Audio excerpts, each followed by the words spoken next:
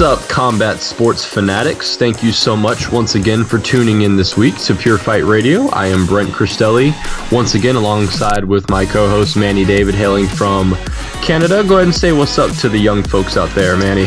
Hey guys, Manny David here on Pure Fight Radio. You guys can find me on youtube.com/CascadeSense. Not exactly fight related, but if you're interested in fragrances, that's what I talk about there.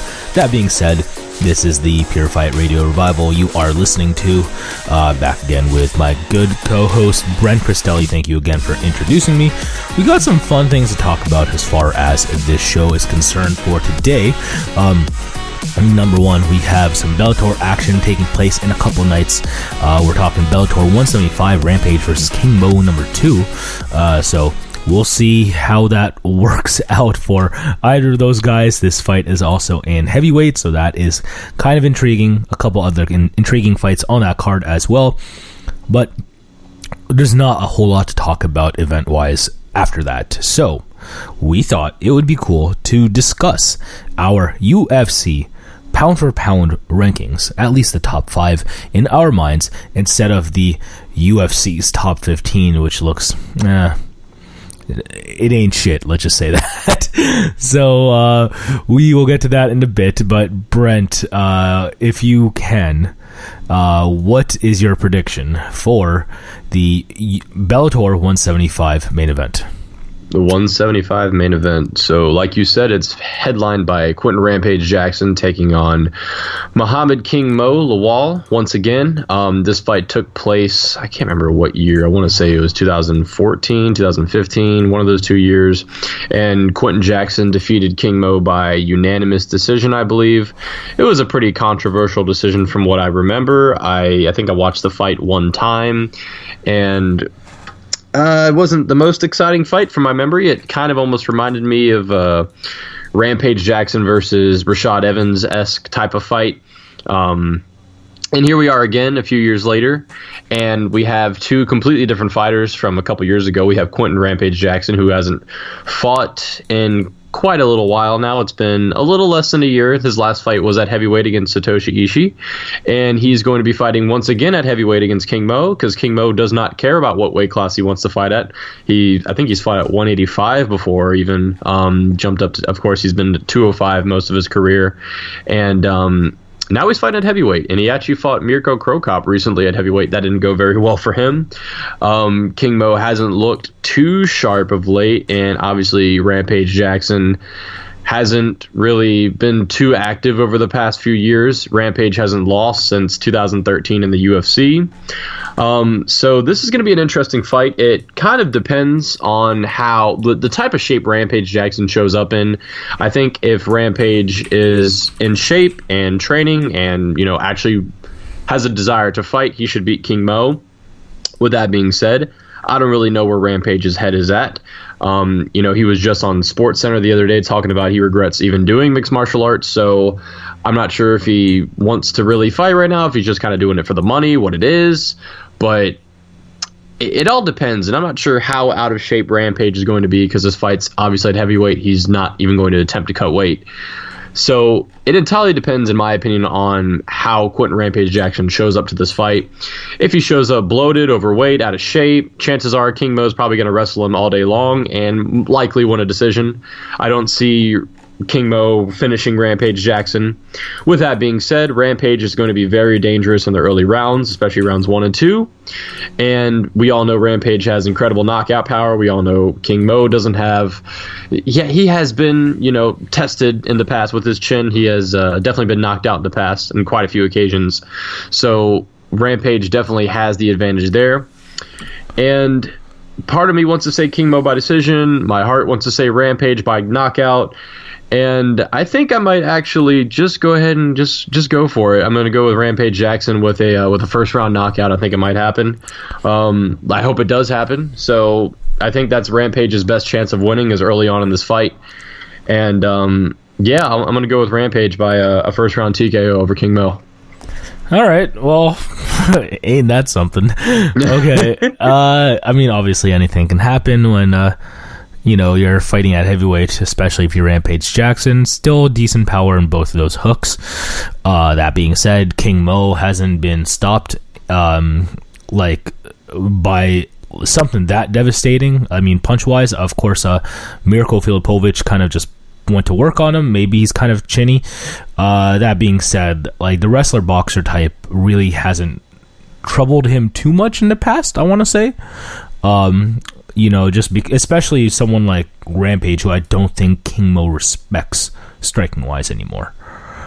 So maybe he's able to get over potential chinny issues and is able to walk through anything Rampage throws at him, kind of dirty box him towards the end of the cage and maybe take him down from there. If not, just go for a straight-up double leg that a not in shape Rampage can stuff. So who knows? But to pick Rampage to lose via knockout now, to win via knockout now, I think is likelier than ever because of how Lawal looked in the last bout. That being said, if I'm Lawal, I'm literally going for takedowns all day.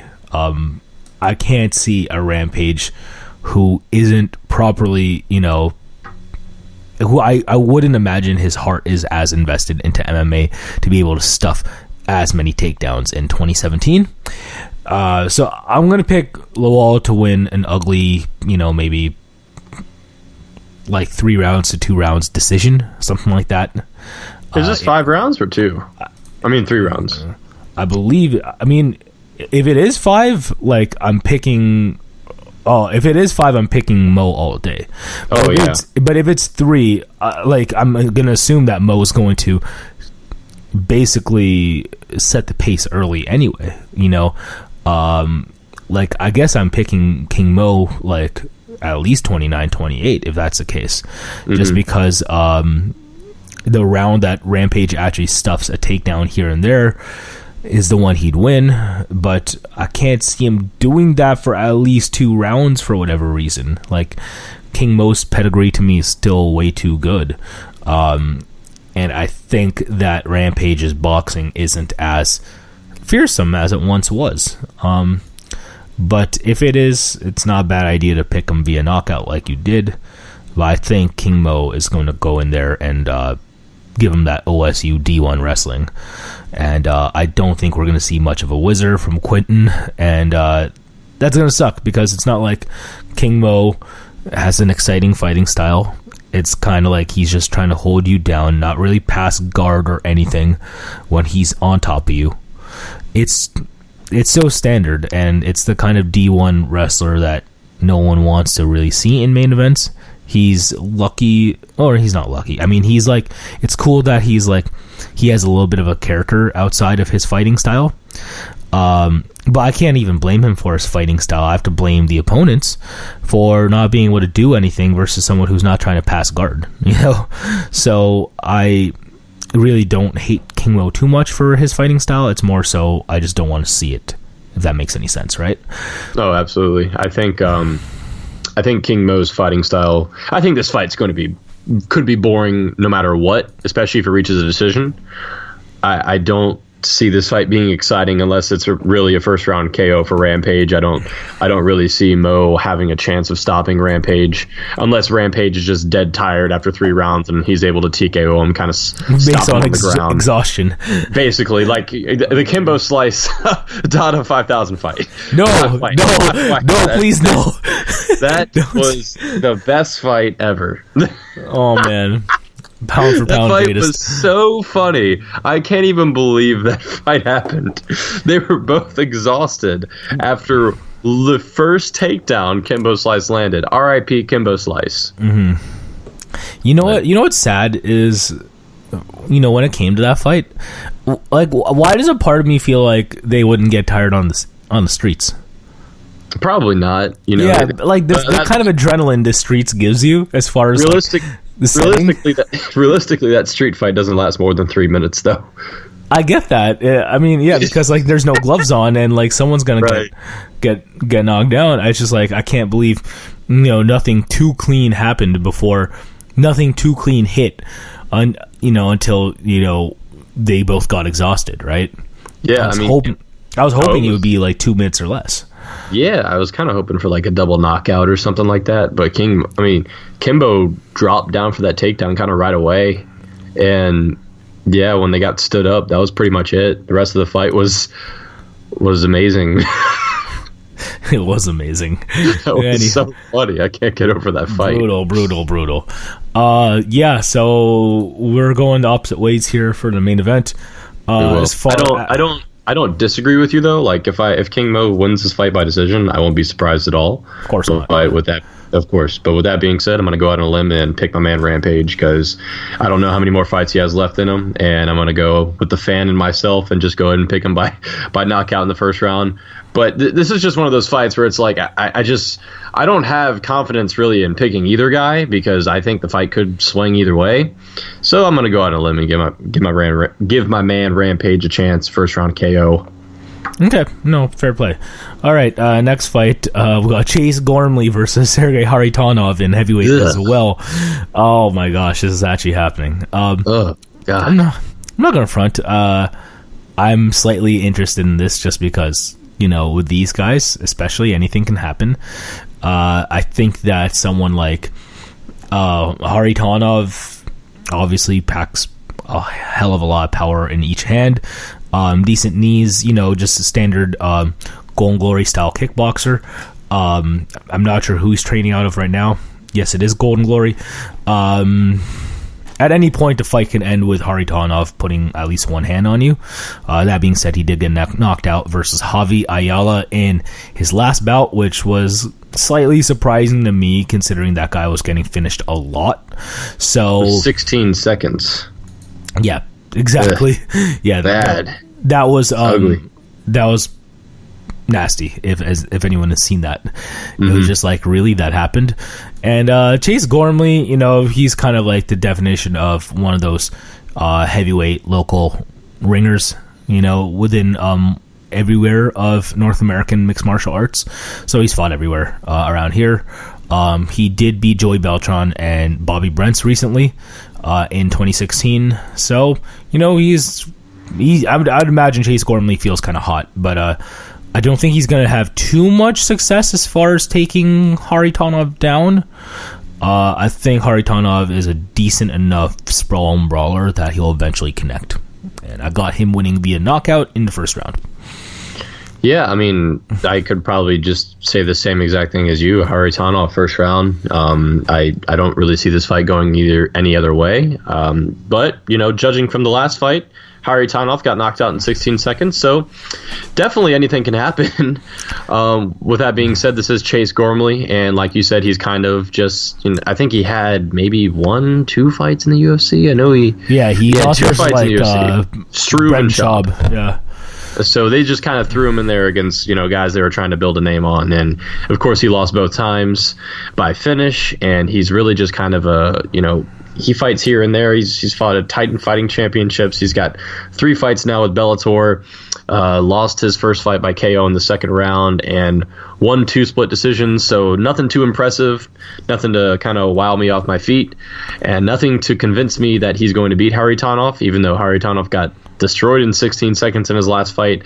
I have a lot more faith in Haritonov's striking and his ability to sprawl and brawl than Gormley's ability to take him down and TKO him or land some massive punch out of nowhere and knock Kharitonov out, because this is the heavyweight division we're talking about. So you never know what can happen, but I've got Kharitonov in the first round as well. Yeah, anyone can knock anyone out in any division. It's just more than likely heavyweight. Well, more than likely, any punch is going to be landed in any division, and just the ones that so happen to have more stopping power are, from heavier opponents. So, heavyweight division for the win or for the loss when it comes to random KOs. It's just super apparent. So that's that. The rest of this card features Marcos Galval versus Emmanuel Sanchez, Steve Cazzola versus Jake Roberts, and Noad Lahat versus Lloyd Carter. That's it for the main card. That being said, we're just gonna skip on to the UFC pound for pound rankings. Let's do it. Damn. Like, I don't agree with them, but that's just me. Yeah. Okay. So I'll basically read through top 1 to. I'll read through 1 to 15, and then we'll give our lists each. Okay. Okay. So number 1, Demetrius Johnson.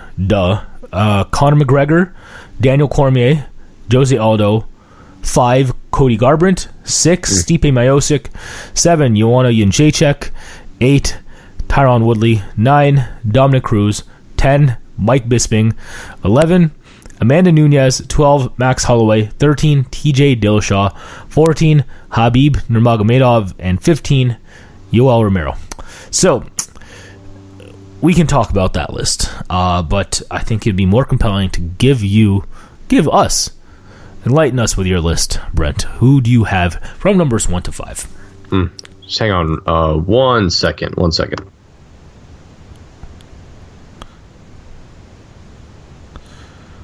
Sorry about that, folks.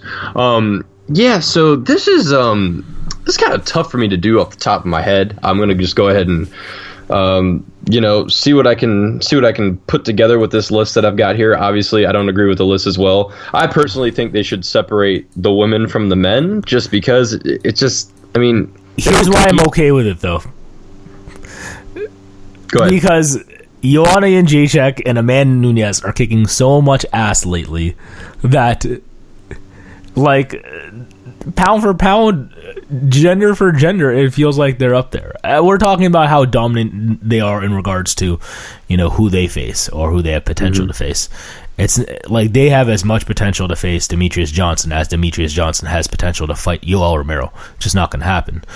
It's just basically it's a dominance list rather than in the idea of who would win if everyone had a prime physique and was the same weight. Right. So. I do agree with you to a certain extent. I just I don't know. To me, it boils down to the fact that, it's, I don't know. I hate to sound like sexist or anything like that, but I just feel like they should be separated specifically because they will never compete against each other. Not saying that Stipe Miocic is ever going to fight Cody Garbrandt by any means necessary, but it's just like how tennis rankings with women are different from tennis rankings with men. It's not like they have a pound for pound tennis rankings with, Rafael Nadal and then Serena Williams right underneath him. Kind of something like that. Not like there are pound for pound tennis rankings in general anyway. And I completely understand that without a doubt. It's just like saying an NBA / WNBA power rankings. It's just exactly. I totally I get that. Right. But you are right that Joanna and Amanda Nunes are kicking so much ass recently that, they deserve to be in the top 15 pound for pound list. They do, 100%. I'm just saying just them. I'm just saying just those two. Just those two. That's it. Because if you rank the women aside from that, if you rank the top 15 women, it'll get pretty ugly down at number 15. Okay. I understand you kind of having to come off the top with this, but I can go ahead with my list if you want. All right, go ahead. Okay. Number 1, without a doubt, he's been active. He's been finishing people. He's been 49-50ing people. Demetrius Johnson in the flyweight division as the longtime champion of that division. I don't think it's up for dispute. That would be pretty sad if someone were trying to make a case against him. Hell no way. Demetrius Johnson, number 1. For me, number 2, without a doubt, has to go to. Oh man, you might hate me for this because he hasn't been fighting. Jon Jones.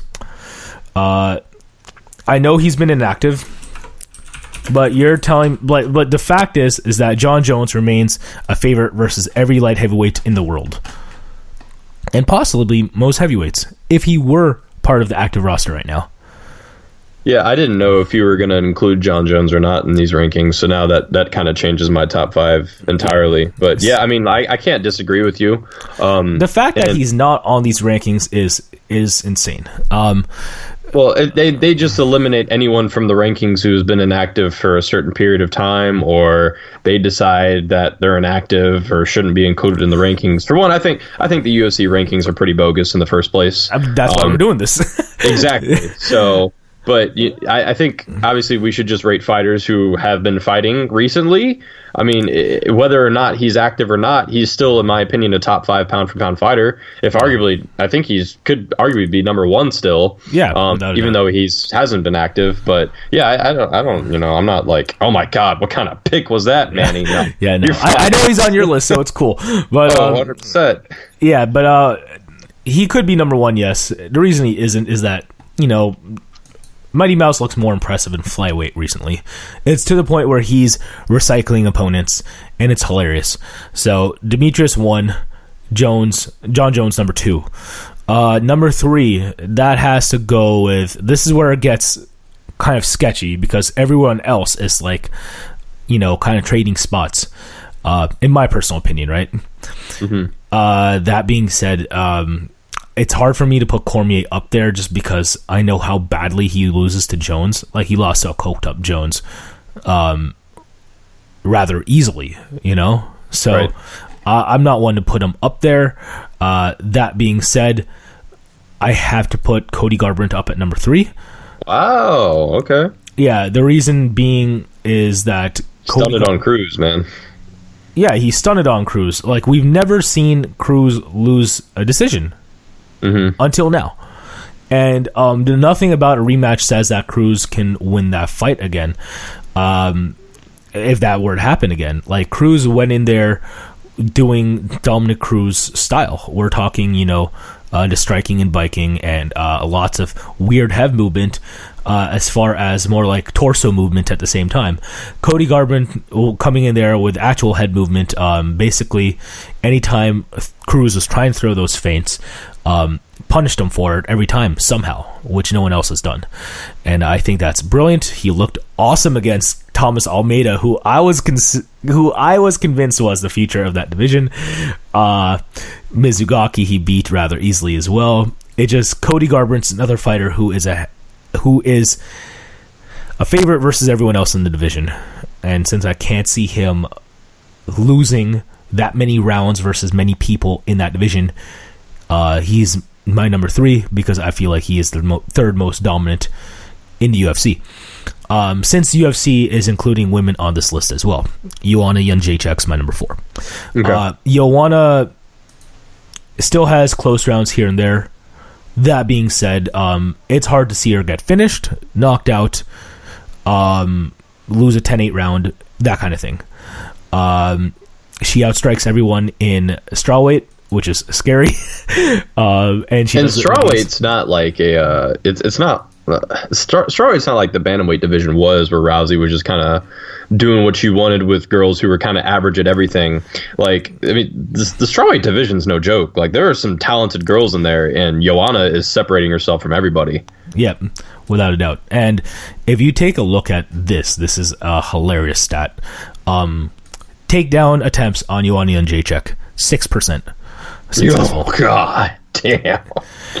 Jesus Christ. Yeah. Joanna Jędrzejczyk is the definition of dominant in women's MMA. She's actually scary.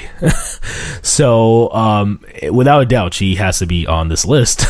And regardless of if I felt women or men should be on the same list or not, for the most part, I look at it like the ATP and the WTA. But, because I can't pick anyone else, because I don't feel like anyone else has been that impressive, she's kind of going on this list by default. And this is more so a knock towards the men, Mm-hmm. So, right. That's what's up. Joanna Jędrzejczyk, night in, night out, every fight, period, in the UFC. And the fact that she looks like she's improving is scary. She did beat Claudia Gadelha even better in this time. I mean, better in the second time they went. And then recently she beat Karolina Kowalkiewicz for the second time too. Like, their first fight ever was in amateur, back when they both were, little girls in Poland. So, the fact that I'm sure KK was doing so much tape and homework on JJ, and she looked even worse. Like, that just goes to show that Joanna Jędrzejczyk deserves a spot on this list. So my number 5 spot is really arbitrary. Like, it's just Oh man, it's just hard. Do I go with this guy just because he never fights? And I feel like he can be the rightful champion at lightweight, but I feel like someone like Khabib Nurmagomedov, for example, is even more inactive than someone like John Jones seemingly sometimes, because at least here's the thing, John Jones fought once in 2016, Khabib fought twice in 2016, but when it comes to the biggest fights that John Jones has to be a part of, at least he's there. I feel like except for one time.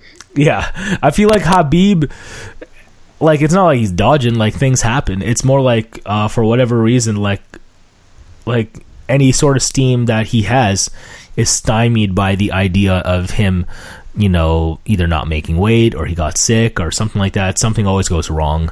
But from what I've seen him fight wise, like, I mean, he's sick. He beat the former champion Rafael dos Anjos, rather easily in 2014 before RDA went on that massive run. A part of me says that fight would happen like that again. But yeah, like, I still can't put Khabib as my number 5 as much as I'd like to, because, like, we need to see more top 3 fights out of him. My number 5 is so arbitrary. I'm going to go with Stipe. Oh, wow. I'm going to go with Stipe. Okay. I hate to say it, but has he not beat everyone that was expected to beat him? Yeah, he has. Like, he's beaten everyone. First round KOs too. And, sure, he has been stymied in those rounds as well, and he was able to, fight through it and come back and do his thing. Alistair, I feel like, was a let-off. But despite it being a let-off, he came back and beat him. Mm-hmm. And no one was expecting that after that massive guillotine attempt that Alistair had. We were thinking that it would be at least a 10-8 round for Alistair over him anyway. Nope, he gets knocked out. So basically, Stipe Miocic versus JDS in a rematch.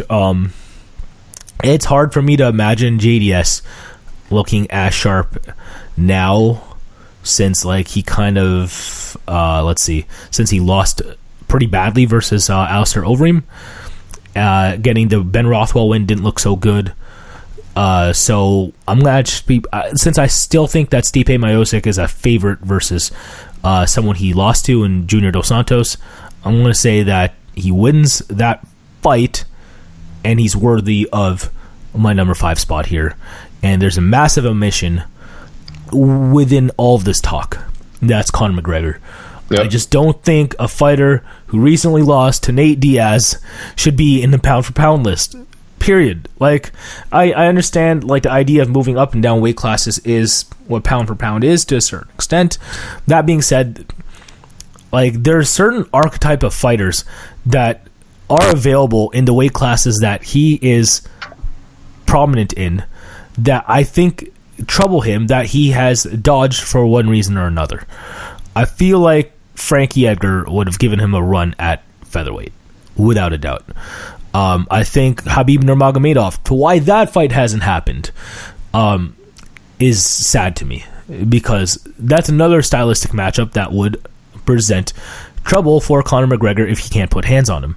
Like, don't get me wrong, Conor McGregor has the best spacing in the game, but since we have seen, like, not like dominance without a shadow of a doubt from him, like, since we have seen that first Nate Diaz fight, it's just hard for me to put him on this list. It just is.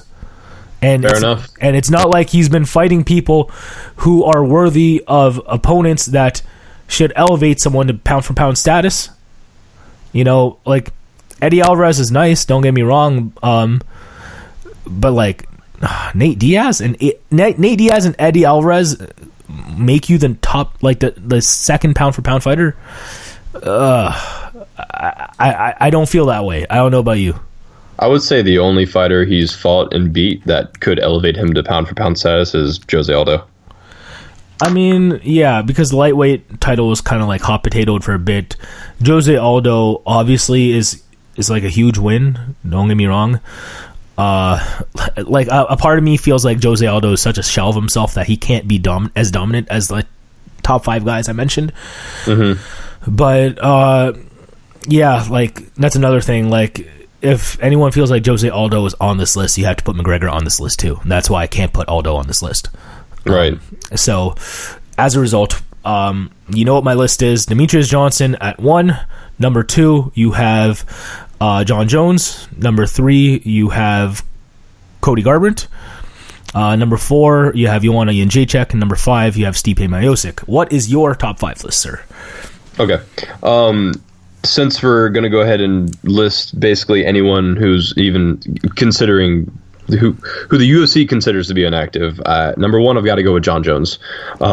Even though he has been inactive over the past since 2015, still better than these fools, right? Exactly. But my man's was coked out. Apparently on, I guess whatever he took was tainted. But my man's was in a hit and run accident. He's in all this stuff, and he's still at number 1 in my opinion. Why? He cleaned out the light heavyweight division when the light heavyweight division was unreal, and he did it fast. Like he did it in a couple years, man. Yeah. Ryan Bader, Shogun Rua, Rampage Jackson, Rashad Evans, Glover Teixeira, Vitor Belfort, Chael Sonnen doesn't count, but Lyoto Machida, Daniel Cormier. The only guy Alexander Gustafsson, arguable who won the fight, but awesome fight, and I wouldn't mind seeing it again even today. But the only fighter at 205 who he really hasn't fought, who is even remotely a threat to him, is Anthony Johnson. Would I like to see that fight come to fruition one day? Absolutely. I think that would be incredible. With that being said, this dude cleaned out 205 when it was at its peak. And 205 is obviously not at its peak anymore. So with that being said, there's not too much for John Jones to prove at 205 aside from maybe a Cormier rematch or him fighting whoever wins Cormier versus Johnson. That's and so it is. Free. That's so Unless a Cormier rematch is absolutely free, but it was going to happen. They wanted to make it happen because Cormier was the champion. So, and it's been scheduled a couple times. I wouldn't mind seeing it one more time just because there's a feud there. It would, I'd at least watch it, although John Jones would win, in my opinion, fairly easily. And he even beat, this is just, a gimme fight, but he beat OSP as well. That's not saying anything at all, but that's another win under his belt. But John Jones has cleaned out 205 when it was at the top of its peak, and 205 was the strongest division when John Jones came through and dominated everybody. This was a division that was stacked with the biggest names, some of the best fighters in the world, multiple people on the top 10 pound for pound list, and he smoked everyone like they were just nothing. So I can't, even though John Jones has been very inactive over the past few years, he hasn't lost yet, technically, aside from the Matt Hamill fight, which obviously none of us count. And he's undefeated in my mind, and he's a guy who's really the closest he's come to losing is against Alexander Gustafsson and against Vitor Belfort when Vitor was close to securing an armbar. Aside from that, he's not even close to losing. Oh, he wasn't tapping that armbar. Come on. He wasn't. But that was the closest he came to being finished in a fight. Yeah. But aside from the Alexander Gustafsson fight, he hasn't come close to losing. He has cleaned through 205, which, like I said, at its peak when he was dominating, and even, well, obviously not to this day, but he's still on top of 205 in my mind, even though he's been coked out, hit and run accidents. That's the thing, because if he were to come back, he would have to come back clean anyway, and that's scarier. So he still beats these guys. So I understand. Right. Yeah. Right. So the only fight, like I said, I've got him where it's debatable is Anthony Johnson, just because of that KO power he's got. But the big reach advantage John Jones has, and his ability to take a punch, he's shown he's got a great chin, and his wrestling ability, and his striking ability in general too. I don't know. Aside from Anthony landing a giant punch, I think John Jones wins that fight as well. So, and I see John Jones beating multiple heavyweights, so I really can't sit here and say that John Jones is the number one pound for pound fighter in the world at this moment of time, even though he hasn't fought recently, and even though he has been inactive. Because when I picture him coming back, I picture him dominating still. So I've got John Jones at number 1. Number 2, no-brainer, because he wasn't at number 1, Demetrius Johnson. He's been dominating for a very long time now. I think he's got 9 title defenses, which is number 2 next to Anderson Silva. And And the guy just keeps winning. Like you said, he's cycling through guys at this point.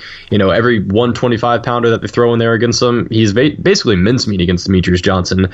This guy has clearly separated himself from the rest of 125, and he will consistently be doing that until he decides to move up to 135, which I would like to see him do. And if he moves up to 135, I'd like to see an immediate title shot right away against Cody Garbrandt or TJ Dillashaw, whoever wins that fight. Or Dominic Cruz rematch would be awesome as well. That first fight was pretty good. Demetrious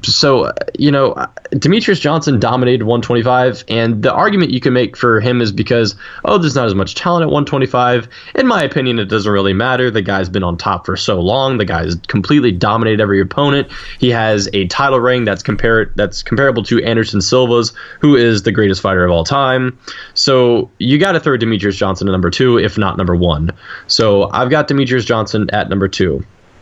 All right, now here's where it gets tricky, and I'm still not really sure who to put for 3, 4, and 5. So number 3, considering everything, let's see. I'm going to actually. This is tough. I'm gonna go with oh man.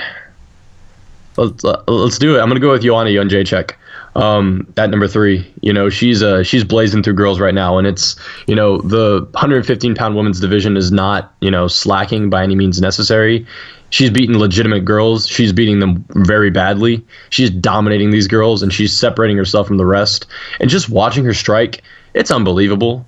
The combinations she puts together and finishes her combinations with kicks is just unreal. She's so quick. She's got power. She's got speed. Her technique is incredible. Her takedown defense is incredible. This girl has literally separated herself from the rest of the 150-pound division. Even though she's only got a few title defenses under her belt, those title defenses were dominating. And I really don't see her losing any time in the near future to another 115-pounder. Unless a miracle comes through and she gets clipped with this amazing punch and gets knocked out. So I've got Joanna at number 3. And here's where I think it gets tough to rate the rest of the pound-for-pound list. Back in the day when we rated pound-for-pound guys, typically you would see a few significant fighters who, they would be at the top of their division for a very long period of time. They would dominate for a long time. They would separate themselves from the rest. Anderson Silva, GSP, Fedor Emelianenko, John Jones right now, and of course Demetrious Johnson. You've had guys like that, and even Jose Aldo at a period of time was like that, where they had separated themselves from the rest, had an incredible amount of title defenses. Dominic Cruz was up there. You had guys who were at the top and consistently dominating. We don't see that as much nowadays. We see the title flipping hands quite a bit now that John Jones is off the scene now for a bit. Anderson Silva is obviously 42 years old, way past his prime. GSP was retired for a bit. The welterweight title switched hands on multiple occasions. The middleweight title has switched hands on multiple occasions now. Light heavyweight has been held by Daniel Cormier since John Jones left. The heavyweight title has been going tossed back and forth like a hot potato. Just about every single division. In 155 as well. You don't really see a guy stuck at the top at 155. And it's been a while since that has happened. Really, the last person to do it was probably BJ Penn. And that was years ago. So we've got, that type of thing where we don't see as many guys defending for a long time and staying on top for a long time. A guy who I could have put in the top 5 pound for pound, but he decided to lose recently because it was his own fault, was Luke Rockhold. A guy wwho you've praised and who could easily be thrown in the top 5 just based on talent and just based on who he's beaten. But I can't rate him at the top 5. Because he got knocked out by Michael Bisping in the first round, which is still very frustrating. And if you run that fight, like you said, 10 times in a simulator, Luke Rockhold wins every single time. Based on talent alone. Exactly. No other variables, just talent and physique alone. He wins that in pedigree. It just, there's some guys that we have put on this list so far based on the fact that they have it as far as championship mentality. Like when push comes to shove, they're going to retain that title. And part of a pound-for-pound list as far as dominance is mental strength. And it's something that these guys have exhibited, which some fighters that I love just don't always do sometimes. So, what can you do? But who is on your number 4 spot? All right, number 4. I was going to rate a certain individual, but because he's also been very inactive, and he really hasn't he hasn't been in top form in a long time. And a guy who I was going to put in the top 5, should he have been active and actually be in tip-top shape like he should be, is Cain Velasquez. He's a guy who's beaten every single heavyweight aside from Fabricio Verdum and Junior Dos Santos the first time. Yeah. So it's just like, if Cain Velasquez comes into that Fabricio Verdum fight in shape and, not in Mexico where it's high altitude and he's had a long layoff and coming off another injury, then Cain Velasquez probably wins that fight. There's not a guy in the heavyweight division I don't see Cain Velasquez beating. I honestly see Cain Velasquez beating Stipe Miocic. But with that being said, I can't really rate him in my top 5 because, for one, he's obviously not the champion. And it's not due to, like John Jones's inactivity of just not competing. It's due to him losing a fight because he was out of shape and he was coming off an injury. But that happens on too many occasions for this guy. He was going to rematch Verdum, but he got injured. So he's always injured. It's kind of the same thing with Khabib Nurmagomedov, where they're so inactive that you almost can't rate them in the top 5, and they're not champions right now. At number...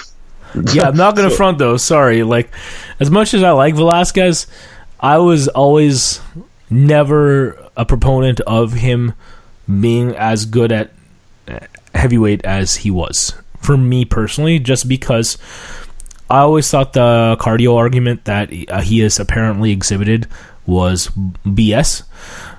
We never saw it on display too many times. And then when we saw who really was Mexican in that fight versus Fabricio Verdum, it wasn't him. As far as being able to handle that altitude and breathe normally over there. And I thought that was honestly embarrassing. And Fabricio Verdum, Velasquez. He did. So I didn't think that he had many excuses for that fight.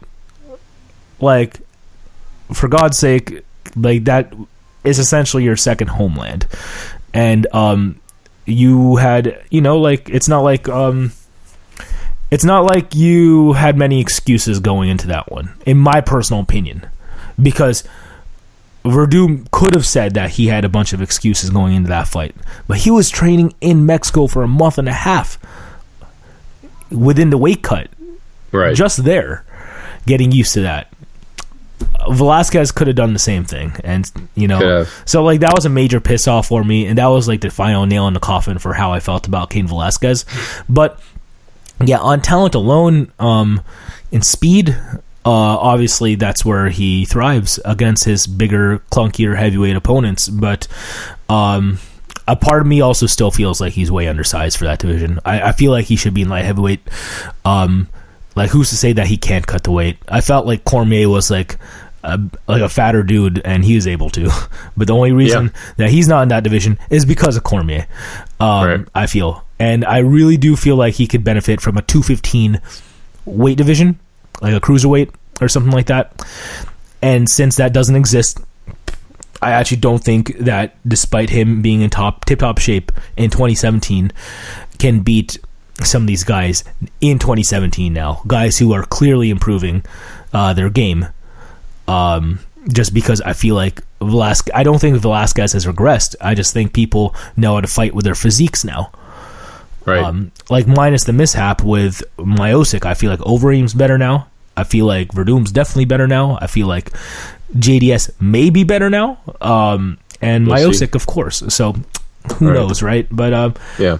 I mean, it would have been cool. And you can't like judge Velasquez's win over Travis Brown too well right now, because we've seen the skid that Travis Brown is obviously on. Shout outs Edmund, yeah. But my man Edmund. But yeah, like, that's just my 2 cents on Velasquez. But like, obviously he'd be on my list too if everything was coming together. I just feel like it's too easy for things of his nature to fall apart injury wise, and I feel like he's undersized. But yeah, keep going. Sorry. No, you're good. I can definitely respect that. Yeah. And like you said, if he is in tip top shape, in my opinion, I do think with just a full training camp and him being not injured, but that's his problem, though. That's part of his problem. So because of all these factors, I can't rate him in the top 5. And because, like you said, he did basically get out Mexicaned by Fabricio Verdum. So it's one of those things where I really can't rate him in the top 5. So I got to go with Miocic at number 4. He's only had one title defense, but he's blazed through the top guys so far. The only guy in the top that he hasn't really beaten are Velasquez. And he didn't beat Junior Dos Santos, even though he arguably did in their first fight. There was a controversial decision, so we're going to really find out who's going to win the second fight. I think JDS does look better. I think he did look pretty good against Rothwell, so that fight should be interesting. But when it comes to pound for pound and defending titles and beating top guys and not dodging anyone and fighting whoever goes in front of him, Miocic is the guy. He's knocking out guys left and right first round. I think he had 3 first round KOs in 2016. Him not winning Fighter of the Year along with him or Cody Garbrandt, the fact that Conor McGregor was actually won Fighter of the Year last year by a couple different websites is absolutely asinine to me. Especially, of course. But with the performances that Stipe Miocic put on last year, I can't sit here and say that he's not in the top 5 pound for pound. Especially the way he's putting away some of those heavyweights. Alistair Overeem, he put him away even though he got dropped and rocked. Fabricio Verdum, he was losing the fight in the first round. Verdum was landing some good kicks, and Verdum got careless, but Stipe capitalized on it. So knocked him out in the first round too. He obviously knocked out Arlovsky in the first round. And Miocic has just been on a tear. And there's no reason, like you said, for me to believe that Miocic is going to lose to JDS because of the way JDS has looked recently, even though JDS has a win over Miocic. The way he's looked recently, the way Miocic has looked recently, I can't see Stipe losing that fight. And honestly, aside from a tip-top shape Cain Velasquez or an Alistair Overeem who has a perfect game plan and isn't going to do anything stupid, I really don't see Miocic losing to anyone at heavyweight right now, aside from getting caught with a big strike, which can definitely happen because it's heavyweight. So don't throw that out the window at all. And Stipe Miocic has been finished before, so it can happen. But with that being said, I've got Miocic at number 4. And last but not least, number 5. This is quite the toss up for me, but my list looks pretty similar to yours. Just we mix a couple guys up, but I'm going with Cody Garbrandt at number 5. I didn't really even consider putting him in the top 5 initially because his biggest win obviously is over Dominic Cruz, and he really hasn't beaten too many other people aside from Thomas Almeida. And, of course, he beat Takeya Mizugaki as well. He was kind of handed a title shot a little early, I thought. But really, the way he beat Dominic Cruz was unbelievable. And Dominic Cruz's only loss was to Uriah Faber back before Cruz became Dominic Cruz. That's back when Uriah was on top and dominating, and Cruz hasn't looked bad against anybody. He destroyed Uriah Faber earlier this year. He beat TJ Dillashaw, who was looking like he was going to be on top for a while. I honestly thought that was a sketchy decision. What, the TJ Dillashaw fight? Yes. I didn't. I did have Cruz winning that fight. I mean, I could see Cruz winning for sure, like 48-47 for sure. It's just as far as Cruz being on the pound for pound list after that, it's just like I couldn't feel that way. And that right. Now I was like, please, someone better come in and like actually do their thing against him. And Garbrandt is that guy, like it just like it to me. It made the division look kind of free, if that makes any sense. Right. Yeah, and it's just like if this is the dominant champion that we're gonna have in bantamweight for months to come, like. I don't think so. And right. Garbrandt, good Lord, like you said, he looked fairly dominant versus dude, and that's insane. Fairly. Yeah. He dominated just about every bit of that fight, and I couldn't believe it watching it because when the first round was happening and Garbrandt was doing pretty decent, I was like, all right, Cruz is probably going to step up the second round. Third round came. All right, here comes Cruz. Fourth round, I'm like, all right, here comes Cruz. Fifth round, I'm like, he lost. Like, it's done. Like, Cody Garbrandt was stunting on him from the beginning of the fight. Yeah. Garbrandt was dropping his hands, avoiding punches. His head movement was on point. He was landing punches over and over on Cruz. And people haven't done that to Dominic Cruz. The only person who's really landed on Cruz was Dillashaw. So Uriah Faber in their second fight landed a couple times, but Cruz has been virtually untouchable throughout his entire career, aside from the one slip up against Uriah Faber earlier in his career. Mm-hmm. So even though the TJ Dillashaw fight was sketch to a certain extent, I do think Cruz did enough to win that decision. Could it have gone either way? I think so, for sure. But with that being said, we really didn't see Dillashaw come in and, clearly won the decision. And we've never seen someone clearly beat Dominic Cruz aside from Uriah Faber a long time ago. So the fact that Garbrandt did what he did against Cruz was unreal. And I just think because of that performance in specific and what he was doing up to Dominic Cruz and his incredible improvement over just a year, and he really showed his ability of what he's able to do last year. And I think Cody Garbrandt's a top 5 fighter. And like you said, this is surprising, I'm sure, for people who are tuning in, that we don't have Conor McGregor on our top 5 list. But like you said, there are plenty of people at 155 and 145 who I think are capable of beating Conor McGregor and who just haven't been matched up against him because, A, McGregor doesn't want to fight them. For obvious reasons, and it's not because they don't have a big enough name, they didn't do this, they didn't do that. He just doesn't want to fight them because he knows it's a bad matchup against them. Not just that, but McGregor did obviously lose to Nate Diaz in 2016, and it was a pretty bad loss. And in their rematch, McGregor won the fight, but it wasn't like this. It was this dominating performance that McGregor put on for 5 rounds and destroyed Diaz every single round. It was a really tough fight. It was a really close fight. McGregor looked great early, but throughout the fight, he didn't look so great. And just for those 2 performances, and the fact that he has clearly dodged people at 145 and now 155, and he's trying to fight Floyd Mayweather. I'm not knocking the guy for wanting to fight Floyd Mayweather and make a ton of money. Go ahead and do it. But with that being said, you're clearly not fighting Nurmagomedov. You're clearly entirely avoided Frankie Edgar at 145. And while I could definitely see the Jose Aldo fight going the way it did the first time and the second fight, the fight lasted 13 seconds. The fight virtually didn't happen.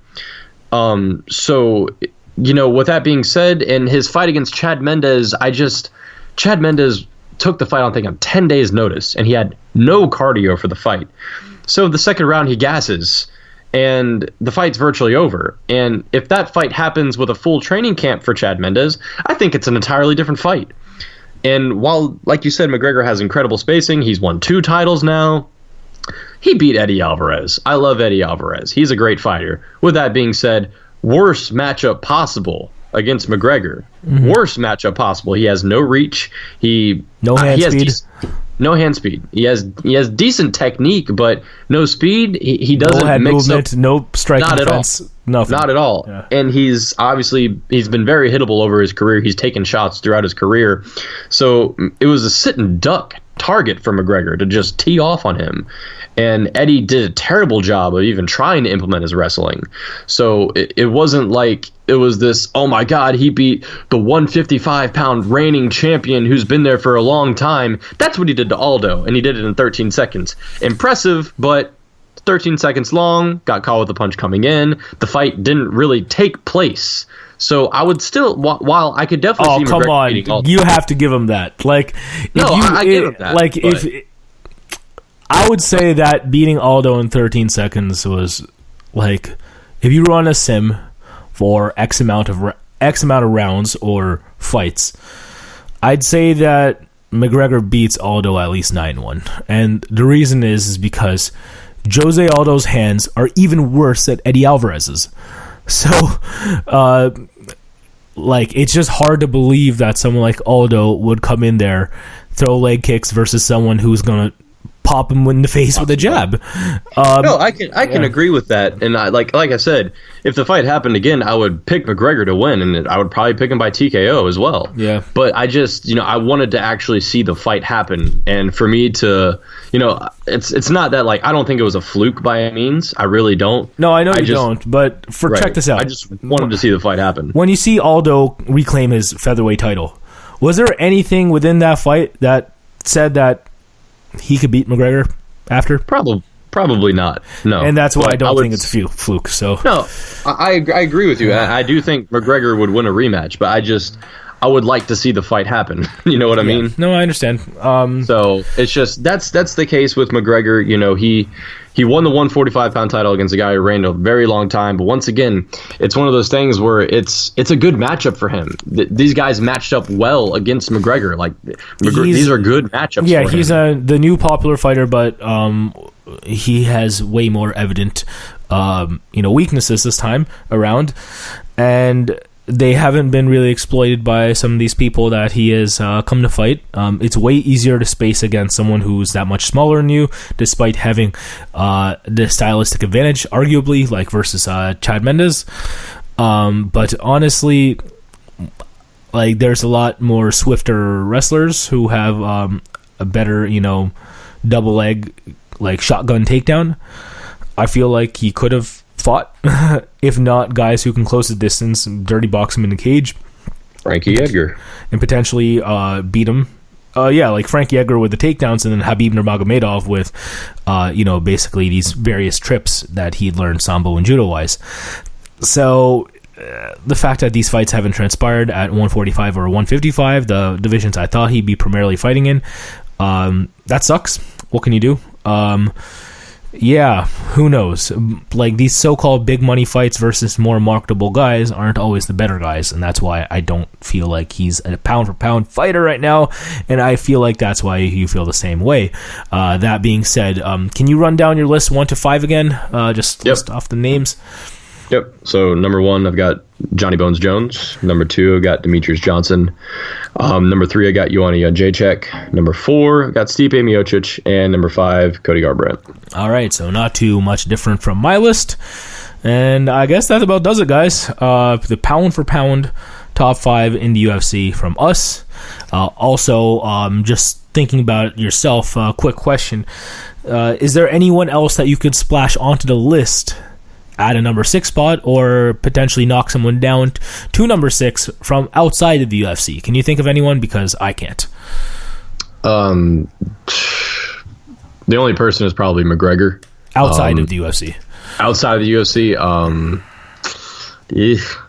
no, probably not.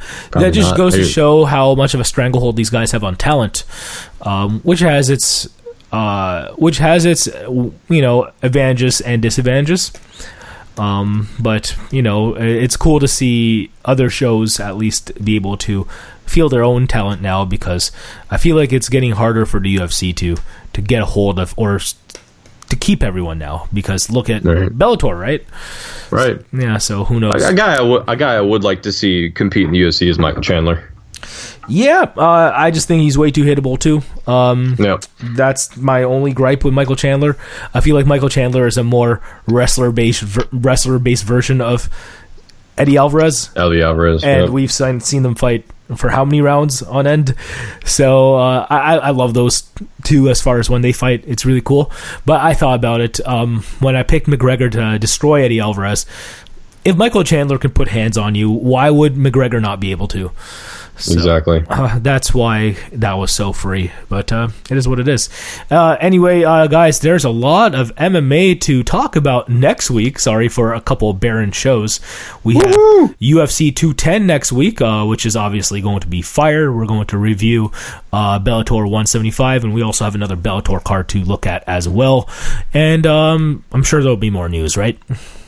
Oh, absolutely. There's news every single week, and hopefully some fun stuff comes out next week that we can discuss on Pure Fight Radio. Yeah, without a doubt. So again, Manny David, youtube.com/CascadeSense.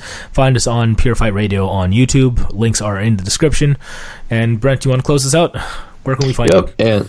Yep, you can find me at Twitter at bcristelli11 as well as Instagram at bcristelli11. You can also find me on YouTube at youtube.com/bcmvp11. And of course, you can find us on Twitter at Pure Fight Radio. Please do follow us on Twitter. There's some quality stuff on our Twitter page, and we're going to be opening some other social media accounts as well. So please stay tuned for that.